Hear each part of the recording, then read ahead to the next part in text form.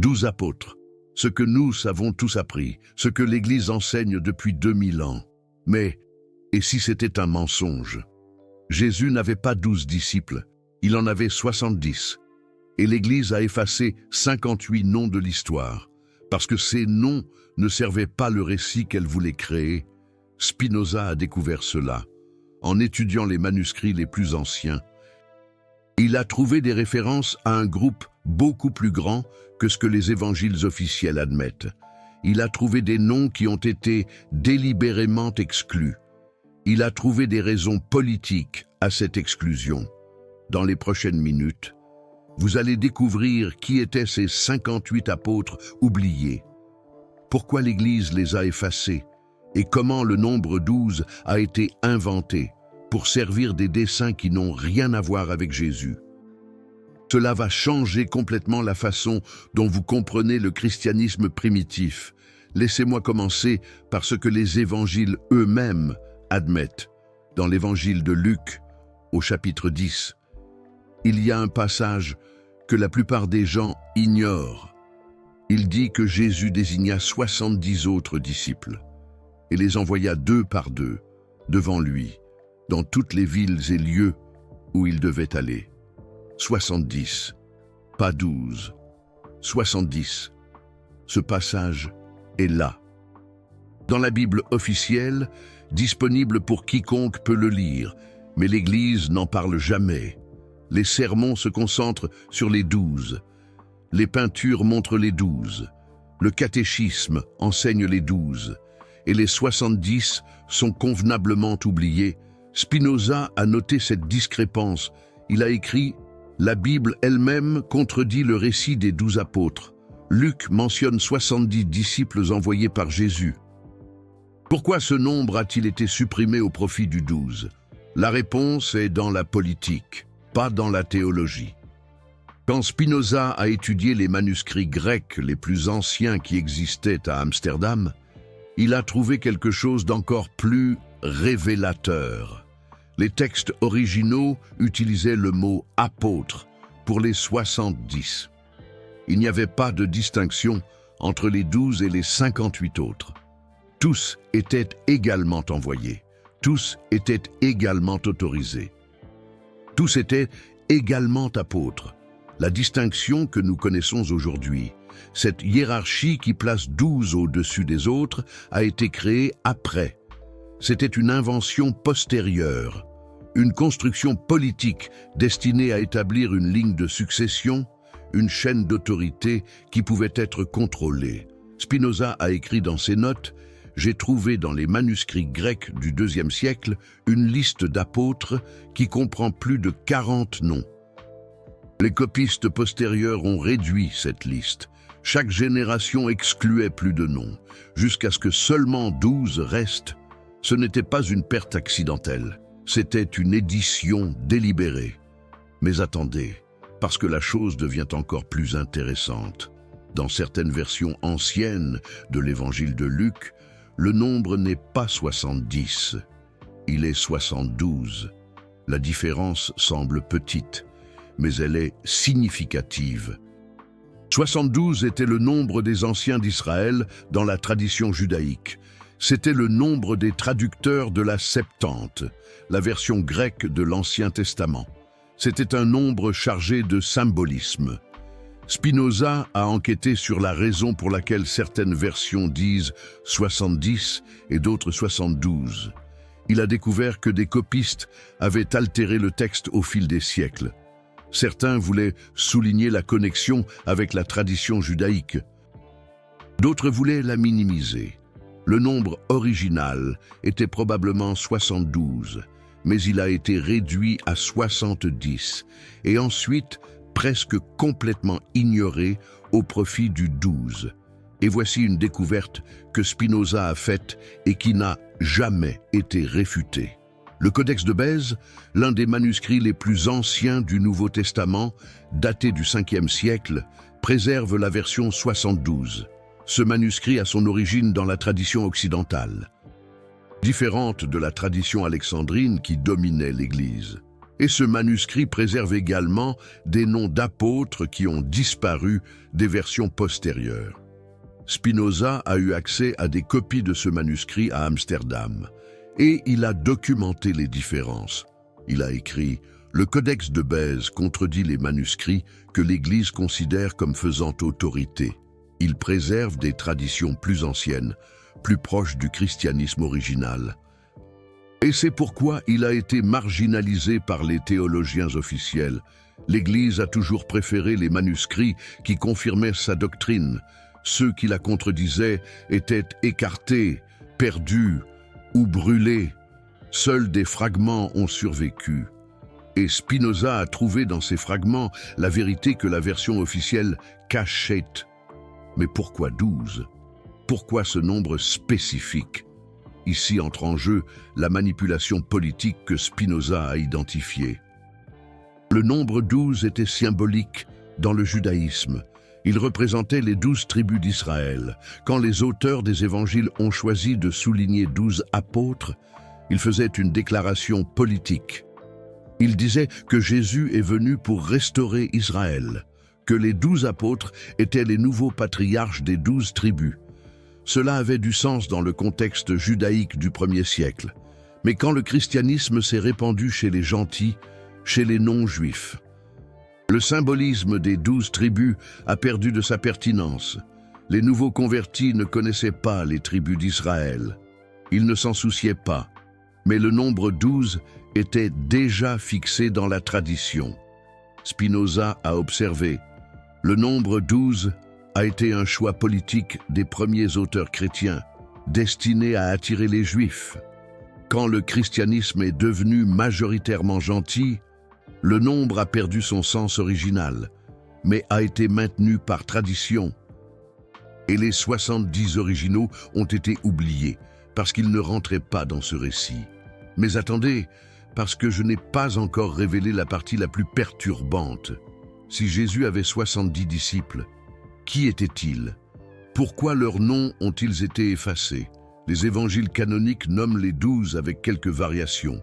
Pierre, André, Jacques, Jean, Philippe, Barthélemy, Matthieu, Thomas, Jacques, fils d'Alphée, Thaddée, Simon le Zélote, Judas Iscariote. Ces noms sont connus, ils sont célébrés. Il y a des églises dédiées à eux. Mais qu'en est-il des 58 autres? Certains noms ont survécu dans des textes apocryphes, dans des traditions locales. Dans des listes ecclésiastiques anciennes, Spinoza a retracé ces noms et a trouvé un schéma perturbant. Laissez-moi vous donner quelques exemples concrets des noms qui ont été effacés. Aristobule, il était l'un des 70. Il a prêché en Bretagne. Il a converti des communautés entières. Il est décrit dans des textes anciens comme un apôtre, avec une autorité égale à celle de Pierre. Mais il a disparu de la liste officielle parce que ces communautés ont développé des pratiques différentes de celles de Rome. Zachée, le collecteur d'impôts qui est monté dans l'arbre pour voir Jésus. Les textes apocryphes l'identifient comme l'un des 70. Ils disent qu'il est devenu évêque de Césarée. Mais il a été supprimé de la liste parce que son passé de collecteur d'impôts était considéré comme trop honteux pour un apôtre. Priscille et Aquila, un couple mentionné dans les lettres de Paul comme des collaborateurs essentiels. Priscille était une leader tellement importante que Paul la mentionne avant son mari. Contrairement à toutes les conventions de l'époque, ils étaient clairement apôtres au sens original, mais un couple, spécialement dirigé par une femme, ne rentrait pas dans la hiérarchie que l'Église voulait construire.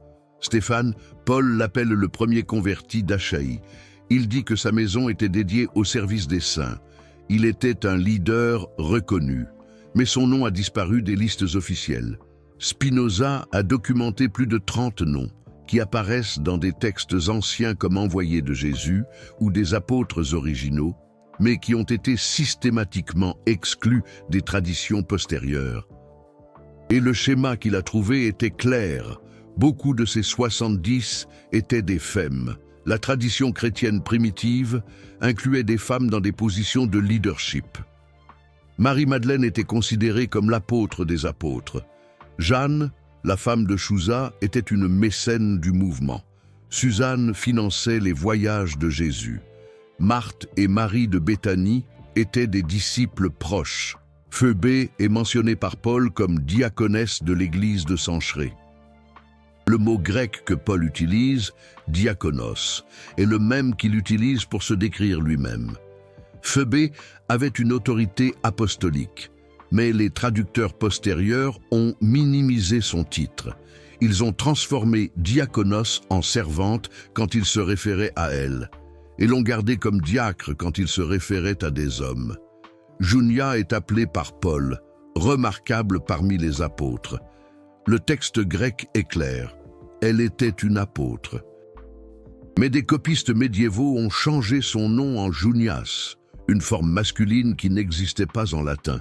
Ils ont transformé une apôtre femme en un apôtre homme d'un coup de plume. Spinoza a trouvé ces altérations dans les manuscrits. Et il a écrit « L'histoire de Junia est une preuve documentaire de la manière dont l'Église a altéré les textes pour exclure les femmes. Le nom féminin a été transformé en masculin. L'apôtre a été effacé.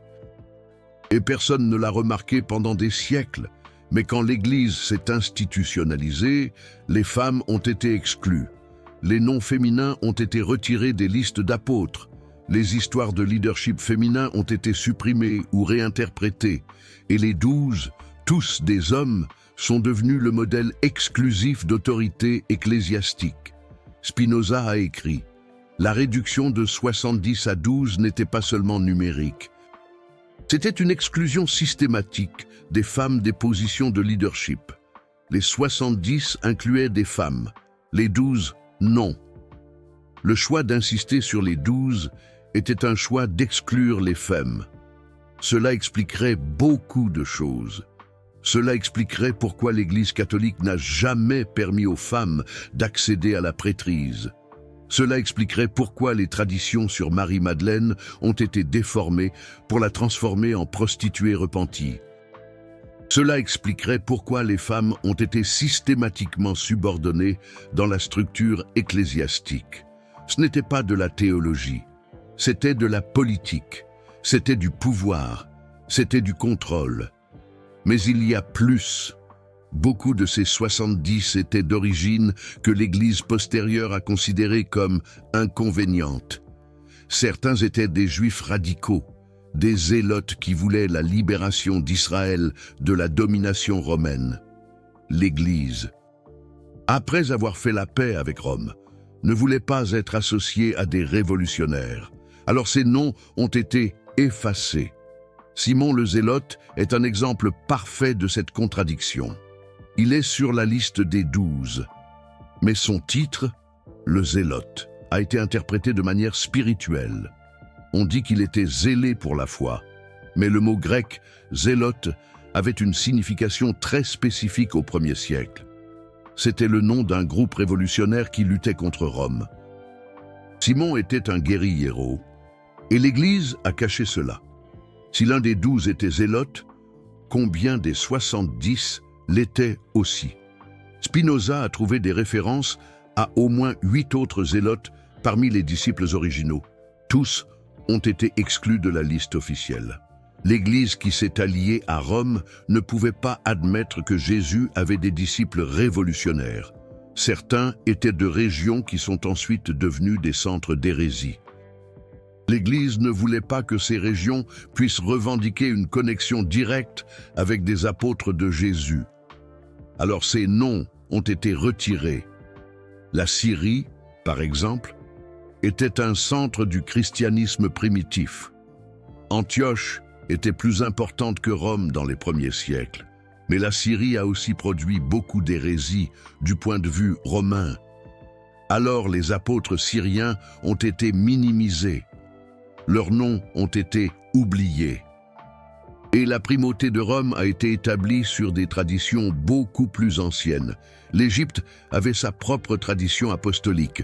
Alexandrie prétendait avoir été fondée par Marc, Mais le christianisme égyptien a développé des théologies que Rome a rejetées. Alors la connexion apostolique de l'Égypte a été remise en question, et les disciples égyptiens des 70 ont disparu des listes. Certains avaient des enseignements qui divergeaient de l'orthodoxie qui s'est établie dans les siècles postérieurs. L'Église ne voulait pas que ces enseignements puissent être attribués à des disciples directs de Jésus. Alors ces noms ont été oubliés. Spinoza a identifié ce schéma avec précision. Il a écrit « La liste officielle d'apôtres a été construite par exclusion. D'abord, ils ont exclu les femmes. Ensuite, les révolutionnaires. Ensuite, ceux des régions inconvénientes. Ensuite, ceux des enseignements différents. Ce qui est resté, ce sont les 12 que l'Église pouvait contrôler. » Spinoza a documenté ce processus d'exclusion. Il a écrit « La liste des 12 apôtres n'est pas un registre historique. C'est une construction politique. Chaque nom inclus et chaque nom exclu reflète des décisions prises pour des raisons de pouvoir, pas de vérité. Maintenant, je vais vous montrer quelques preuves spécifiques. L'évangile de Thomas, découvert à Nag Hammadi, commence ainsi. Ce sont les paroles secrètes que Jésus, le vivant, a dites et que Didyme Jude Thomas a enregistrées. Didyme signifie jumeau en grec. Thomas signifie jumeau en araméen. Cet apôtre était connu comme le jumeau. Jumeau de qui? Certaines traditions suggèrent que Thomas était le frère jumeau de Jésus. D'autres, qu'il était son jumeau spirituel. Quoi qu'il en soit, Thomas avait une position spéciale, que les évangiles canoniques minimisent. Il est connu seulement comme le douteur, celui qui n'a pas cru à la résurrection. Mais les textes gnostiques montrent un Thomas très différent, un récepteur d'enseignements secrets, un leader d'égale importance à Pierre. Pourquoi Thomas a-t-il été diminué? Parce que les communautés qui suivaient Thomas avaient des enseignements différents de ceux que l'Église de Rome a adoptés. Alors Thomas a été maintenu sur la liste des 12. Mais son importance a été réduite. D'autres, moins connus, ont été simplement exclus. Mais le cas de Thomas révèle quelque chose de plus profond. Les communautés thomistes se sont répandues en Perse, en Inde, en Chine. Le christianisme syrien qui suit Thomas existe encore aujourd'hui. Et ces communautés ont préservé des enseignements que l'Église occidentale a perdus ou supprimés. Spinoza a étudié les textes thomistes et il a trouvé en eux une théologie plus mystique, plus contemplative, moins hiérarchique. Le Jésus de l'évangile de Thomas parle en paraboles énigmatiques. Il invite à la recherche intérieure. Il n'établit pas de prêtrise ou de rituels obligatoires. Ce Jésus était inconvénient pour une Église qui voulait contrôler ses fidèles à travers des hiérarchies, des sacrements et de l'obéissance. Alors Thomas a été réduit à douteur, et ses enseignements ont été déclarés hérétiques. Marie-Madeleine est un autre exemple. Les évangiles canoniques la mentionnent comme présente lors de la crucifixion, comme première témoin de la résurrection, comme celle à qui Jésus apparut en premier. Ce sont là des rôles d'une importance capitale. Mais Marie n'est jamais listée parmi les 12. Pourquoi? L'évangile de Marie, un texte gnostique, montre Marie recevant des enseignements spéciaux de Jésus que les autres disciples n'ont pas reçus. Il montre Pierre jaloux d'elle. Il montre un conflit concernant la direction du mouvement après la mort de Jésus. Spinoza a conclu « Marie-Madeleine a été exclue de la liste officielle des apôtres parce que c'était une femme. Mais son importance était telle qu'elle ne pouvait être complètement effacée. Alors, elle a été réduite à une figure secondaire, une pécheresse repentie, et non une leader. Et cette réduction fut délibérée. En 591, le pape Grégoire le Grand déclara dans un sermon que Marie-Madeleine était la même personne que la pécheresse anonyme de Luc. Il n'y avait aucune base textuelle pour cette identification. Les évangiles ne disent jamais que Marie-Madeleine était une prostituée. Mais à partir de ce sermon, l'apôtre est devenue pécheresse. Pendant 1400 ans, ce mensonge a été répété. Films, livres, sermons, tous ont dépeint Marie-Madeleine comme une prostituée repentie. Ce n'est qu'en 2016 que le Vatican a officiellement admis que l'identification était erronée. Mais le mal était déjà fait. L'apôtre avait été effacé. La pécheresse avait pris sa place. Spinoza avait identifié cette falsification des siècles avant que le Vatican ne l'admette. Il écrivit « La transformation de Marie-Madeleine d'apôtre en pécheresse fut l'une des plus grandes falsifications de l'histoire. Elle servit à justifier l'exclusion des femmes et à maintenir le pouvoir entre les mains des hommes. Les 70 incluaient également des membres de la famille de Jésus. Les évangiles mentionnent les frères de Jésus, Jacques, Joseph, Simon, Jude. Jacques devint le chef de l'église de Jérusalem après la mort de Jésus. Il était tellement important que Paul, dans ses lettres, le mentionne comme l'une des colonnes de l'église, aux côtés de Pierre et de Jean. Mais Jacques n'est pas dans la liste des 12. Ni Joseph, ni Simon, ni Jude, frère de Jésus, qui écrivit l'une des épîtres du Nouveau Testament. Pourquoi les frères de Jésus ont-ils été exclus de la liste des principaux apôtres? Parce que leur existence posait un problème théologique. Si Marie était vierge perpétuelle, comme l'Église commença à l'enseigner, Jésus ne pouvait pas avoir de frères. Alors les frères furent reclassifiés comme cousins, et leur position de leadership fut minimisée. Mais la reclassification était linguistiquement impossible. Le grec a des mots différents pour frères et cousins. Les évangiles utilisent adelphos, qui signifie frère de sang. Si les auteurs avaient voulu dire cousin, ils auraient utilisé anepsios. Le choix de adelphos était délibéré et clair. Spinoza a démontré cela avec une précision philologique. Il écrivit « Les traducteurs de l'Église ont déformé le texte grec pour accommoder la doctrine de la virginité perpétuelle. Le mot frère a été réinterprété comme cousin sans aucune base linguistique. C'est une falsification textuelle. Et Jacques, le frère de Jésus, était tellement important que les premiers chrétiens l'appelaient Jacques le Juste. Il dirigea l'église de Jérusalem pendant 30 ans. Il était respecté même par les Juifs qui ne suivaient pas Jésus. Il fut exécuté en 62 de l'ère commune, et sa mort causa l'indignation même parmi les Juifs. Si Jacques était tellement important, pourquoi n'est-il pas parmi les 12? Parce que sa position menaçait l'autorité de Pierre, et parce que son existence comme frère de Jésus menaçait la doctrine de la virginité perpétuelle. Alors il fut exclu et minimisé. Spinoza écrivit « La liste des 12 apôtres fut construite pour servir des doctrines qui se développèrent des siècles après Jésus.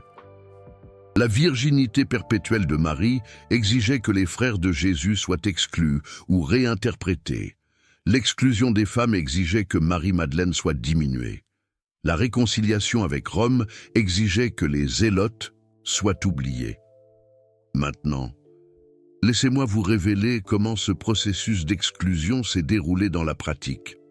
Dans les premiers siècles du christianisme, il n'y avait pas de liste officielle d'apôtres. Différentes communautés avaient différentes traditions.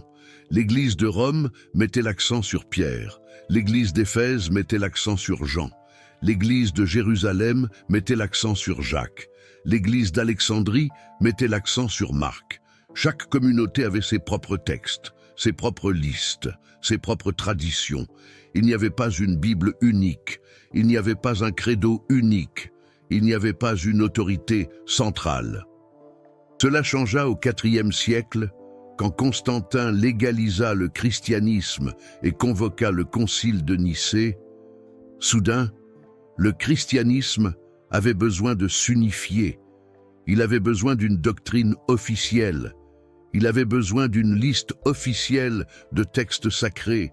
Il avait besoin d'une liste officielle d'apôtres.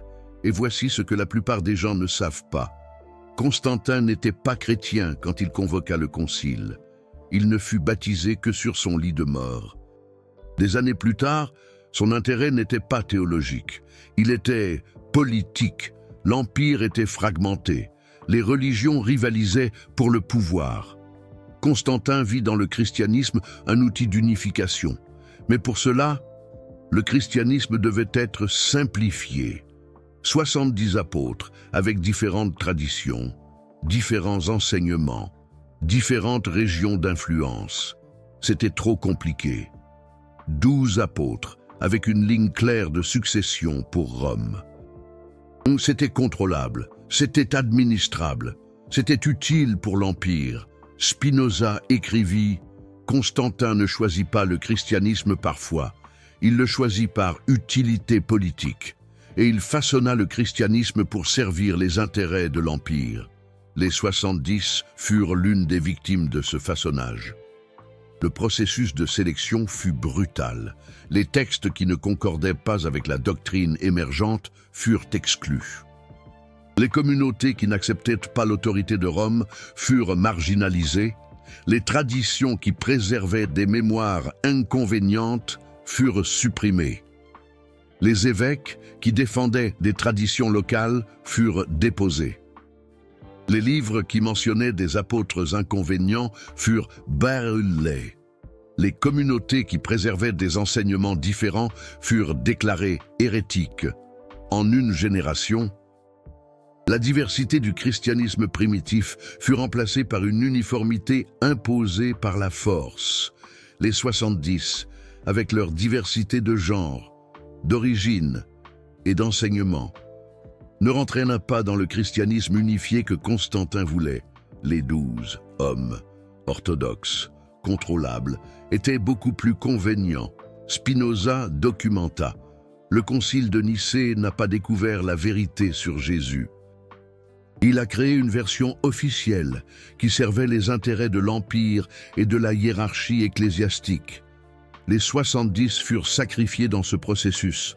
Leurs noms, leurs histoires, leurs enseignements furent effacés pour créer un récit plus simple et plus contrôlable, mais certains noms survivent dans des listes anciennes, dans des traditions locales, dans des textes qui échappèrent à la destruction.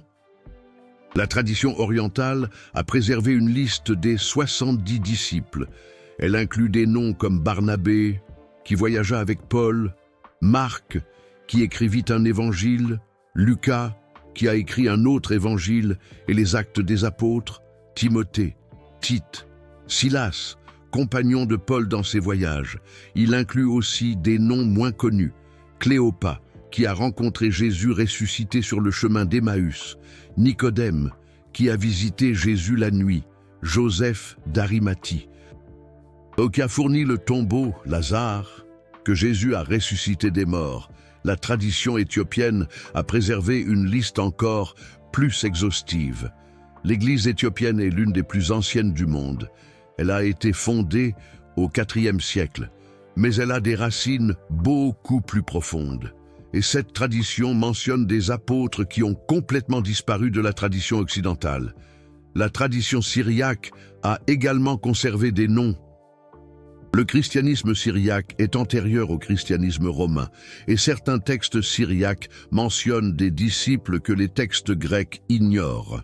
Spinoza a étudié ces traditions marginales, et il a conclu « La vérité sur les apôtres de Jésus a survécu à la périphérie, dans les traditions que Rome n'a pas réussi à contrôler complètement. Les Éthiopiens, les Syriens, les Coptes ont préservé des mémoires que l'Église occidentale a effacées. Si tous ces gens étaient des disciples de Jésus, envoyés par lui pour prêcher, pourquoi ne sont-ils pas considérés comme des apôtres? Pourquoi seulement 12 reçoivent-ils ce titre? Spinoza répond « La distinction entre apôtres et disciples est une construction postérieure. Dans les textes les plus anciens, les mots sont utilisés de manière interchangeable. La création d'une classe spéciale de 12 apôtres a été une décision politique destinée à créer une hiérarchie, une succession, une structure de pouvoir. Et cette structure de pouvoir existe encore aujourd'hui. Le pape prétend être le successeur de Pierre, l'un des 12. Les évêques prétendent être les successeurs des apôtres. L'autorité de l'Église dérive de la connexion avec les 12. Si les 12 n'étaient que 12 parmi 70, cette autorité serait diluée. Si des femmes étaient parmi les 70, l'exclusion des femmes du sacerdoce serait remise en question. Si les frères de Jésus étaient apôtres, la doctrine de la virginité perpétuelle serait problématique. Alors les 12 ont été mis en avant, les 70 ont été oubliés, et la structure de pouvoir a été préservée. Et cette préservation continue jusqu'à ce jour. Quand quelqu'un remet en question l'exclusion des femmes du sacerdoce, l'Église pointe vers les 12, tous des hommes. Quand quelqu'un remet en question l'autorité papale, l'Église pointe vers Pierre, l'un des 12. Quand quelqu'un remet en question la hiérarchie ecclésiastique, l'Église pointe vers la succession apostolique, basée sur les 12. Mais et si les 12 n'étaient qu'une fraction d'un groupe plus grand? Et si des femmes étaient parmi les apôtres originaux? Et si la hiérarchie que l'Église a construite était basée sur une falsification? Ces questions sont dangereuses pour la structure de pouvoir. C'est pourquoi les 70 ont été effacés. C'est pourquoi leurs noms ont été oubliés. C'est pourquoi le récit des 12 a été répété pendant 2000 ans. Spinoza a écrit « L'Église n'a pas caché les 70 par accident. Elle les a cachés délibérément, parce que les 70 menaçaient la structure de pouvoir que l'Église voulait construire. La vérité a été sacrifiée sur l'autel du pouvoir. Vous venez de découvrir que Jésus avait 70 disciples, pas 12. Que 58 noms ont été effacés de l'histoire, que beaucoup de ces noms étaient des femmes, des membres de la famille de Jésus, des personnes ayant des enseignements inconvenants, que la liste des 12 était une construction politique, pas un registre historique. Pensez à ce que cela signifie. Si les 70 incluaient des femmes, l'Église n'avait aucune base biblique pour exclure les femmes du sacerdoce. L'exclusion était une décision humaine, pas divine. Une décision politique, pas théologique. Si les 70 incluaient les frères de Jésus, la doctrine de la virginité perpétuelle de Marie était une invention postérieure, pas une vérité révélée, une construction humaine pour servir des desseins humains. Si les 70 incluaient des zélotes et des révolutionnaires, Jésus n'était pas le pacifiste docile que l'Église romaine a créé. Il était le chef d'un mouvement divers, qui incluait à la fois des contemplatifs et des guerriers. La réduction de 70 à 12 n'était pas seulement une simplification, c'était une falsification, une réécriture de l'histoire, une élimination de voix que l'Église ne voulait pas qu'on entende. Cette information a été cachée parce qu'elle défierait la structure de pouvoir de l'Église. Elle défierait l'exclusion des femmes. Elle défierait l'autorité de ceux qui prétendent être les successeurs des apôtres. Elle défierait le récit simple que l'Église a créé pour contrôler les fidèles. Peu de chaînes ont le courage de révéler cela, parce que cela défie des traditions millénaires, parce que cela peut être vu comme une attaque à la foi, parce que la vérité est plus compliquée que le mensonge confortable. Mais la vérité n'est pas une attaque à la foi, c'est une attaque au mensonge. C'est une attaque à la manipulation. C'est une attaque au pouvoir qui se cache derrière la foi pour contrôler les gens. Jésus n'a pas fondé une hiérarchie d'hommes. Il a fondé un mouvement de gens, hommes et femmes, juifs et gentils, pauvres et riches, pacifistes et zélotes, 70 personnes différentes, avec des origines différentes, avec des enseignements différents, unis par un message commun. L'Église a transformé cette diversité en uniformité, transformé l'inclusion en exclusion, transformé la liberté en obéissance et a utilisé le récit des 12 pour justifier cette transformation. Spinoza a vu cela avec clarté. Il a écrit « Le christianisme de Jésus était universel. Le christianisme de l'Église est exclusif. Jésus accueillait tout le monde. L'Église exclut beaucoup. Les 70 représentaient l'universalité. Les 12 représentent l'exclusion. Le super thanks juste en bas n'est pas seulement un soutien. C'est vous qui dites que vous voulez la vérité complète, pas la version éditée. C'est vous qui choisissez la connaissance plutôt que la conformité. C'est vous qui devenez partie de ceux qui questionnent au lieu d'accepter aveuglément. Avant de terminer, je veux que vous répondiez à une question dans les commentaires. Saviez-vous qu'ils étaient 70 et non 12? Commentez oui ou non. Et commentez vérité si cela a changé votre vision sur ce que l'Église a caché. Et si vous connaissez quelqu'un qui croit encore qu'il n'y avait que 12 apôtres, envoyez cette vidéo. La vérité doit circuler. Et plus il y aura de gens qui le sauront, plus il sera difficile de maintenir ces mensonges. Spinoza a dédié sa vie à révéler des vérités cachées. Il a été excommunié, persécuté, presque assassiné. Mais il n'a jamais cessé de chercher, et il n'a jamais cessé de partager ce qu'il découvrait. Quand il a publié ses découvertes sur les apôtres, la réaction a été violente. Des rabbins l'ont maudit, des prêtres l'ont dénoncé, des philosophes l'ont attaqué. Tous avaient intérêt à maintenir le récit officiel. Mais Spinoza n'a pas reculé. Il a écrit « La vérité n'a pas besoin de protection. Seul le mensonge doit être défendu avec violence.